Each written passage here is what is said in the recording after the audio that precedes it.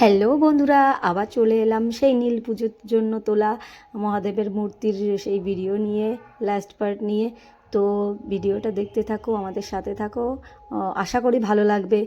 আর ভিডিওতে কিন্তু অবশ্যই আমি তোমাদেরকে মহাদেবের সেই মূর্তিটাকে দেখানোর চেষ্টা করব। আর যদি তোমাদের কপালে থাকে অবশ্যই দেখতে পাবে।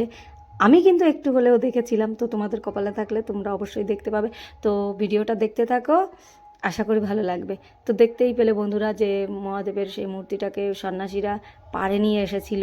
সে পাড় থেকে তো তোলা হলো উপরে, উপরে তোলার পরে তো মানে যে সন্ন্যাসীটার হাতে ছিল মহাদেবের মূর্তিটা, মানে ওই লোকটাকে তো হাজার লোক ঘিরে রেখেছে যে কেউ একটু ছুতে পারে কিনা মহাদেবকে একটু ধরার আশায়। কিন্তু এমনভাবে ধরেছিল ওই ছেলেটা বা সন্ন্যাসীটা, যেটাই বলো, কোনো মতেই তার বুক থেকে সরানো যাচ্ছিল না সেই মহাদেবের মূর্তিটাকে। আর জানো তো বন্ধুরা, আমার এই মেলাতে আসার খুব ইচ্ছে ছিল আগে, কিন্তু আসতে পারতাম না এই একটা কারণে। সবাই আমার দেবররা, মানে আশেপাশের লোকজন আমাদের বলতো এই মেলাটায় প্রচণ্ড মারামারি হয়, এত মারামারি হয়, মানে সন্ন্যাসীরা এই প্রচুর পরিমাণে মানে নেশা করে থাকে। কারণ সন্ন্যাসী থাকে, আমি জানি না কেন, মানে সন্ন্যাসী থাকুক আর যাই থাকুক, মানে নেশা নেশা জিনিসটা করার আছে আর কি, হয়তো বা নেশা করে। যাই হোক, সবাই দেখো টলছে, নেশা না করা অবস্থা থাকলে পরে এরকম মারামারি এরকম হচ্ছে, ওরা একটু হলেও আঘাত পেত। কিন্তু দেখো এরা অনেকে হয়তো নেশার জন্য হাঁটতেও পারছে না, তো গায়ে প্রচুর বল নিয়ে মহাদেবকে দর্শন করার জন্য, একটু ছোঁয়ার জন্য সবাই মারামারি করছিল। তো ওই কথাটাই ফিরে আসা যাক, যে সবাই আমাকে বলতো এইটাই, যে এত মারামারি হয়, তুমি জীবনেও মহাদেবের দর্শন করতে পারবে না, শুধু মেলাটাই দেখতে যেতে পারো, কিন্তু দেখতে পারবে না, মারামারির জন্য তোমরা মানে মহাদেবের দর্শন করতে পারবে না। এটা একদম সত্যি কথা। এত প্রচুর পরিমাণে লোক হয় আর এত মারামারি হয়, দেখতেই পাচ্ছ বন্ধুরা কী পরিমাণে মারামারি হচ্ছে। মানে এখানে তো বিভিন্ন গ্রামের বিভিন্ন সন্ন্যাসীরা থাকে। তো ওই সন্ন্যাসীরা যখন তোলার চেষ্টা করে ওই মূর্তিটাকে, আর অন্যান্য যে সন্ন্যাসীটা পায় তাদের থেকে কেড়ে নেওয়ার চেষ্টা করে মূর্তিটাকে। তো এই নিয়ে হাতাহাতি ধস্তাধস্তি করে মারামারির একটা সৃষ্টি হয়। ওই সন্ন্যাসীকে কেন মারলো, ওর লোকজন এসে আবার মারা শুরু করে দেয়, এরকম একটা ব্যাপার আর কি। এই মারের মধ্যে আমি পড়ে গেছিলাম সামনে। তো আমার এর মধ্যে পিঠে একটু লেগেছিল সন্ন্যাসীদের কনুইতে। তো এখানে দেখো একজনকে এমন মার মেরেছে, ওই দাগ দেখতেই পাচ্ছ যে সে পড়ে আছে।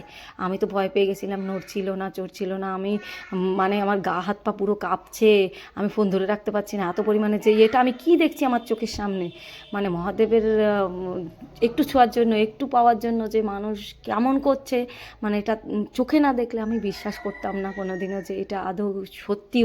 আগে শুনেছি, এখন দেখে বুঝতে পারছি একদম সত্যি। দেখতেই পাচ্ছ বন্ধুরা ছেলেটার কী অবস্থা। আমি বারবার করে জিজ্ঞেস করছিলাম লোকগুলোকে, ঠিক আছে তো, ছেলেটা ঠিক আছে তো? বলছে হ্যাঁ ঠিক আছে, কোনো সমস্যা নেই, ও মদ খেয়ে আছে তো, তারপরে আবার একটু লেগেছে, ওই জন্য একটু পড়ে আছে।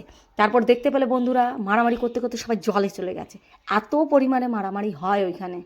যাই হোক বন্ধুরা, অবশেষে আমি একটুখানি কিন্তু দর্শন পেয়েছিলাম, তাও আমি ভিডিও করতে পারিনি, কারণ এতটা মারামারি হচ্ছিল। তার মধ্যে ওইদিকে খেয়াল করে থাকা, ওই দেখো বন্ধুরা কী পরিমাণে লোকে মানে মূর্তিটাকে ছোঁয়ার জন্য কেমন করছে।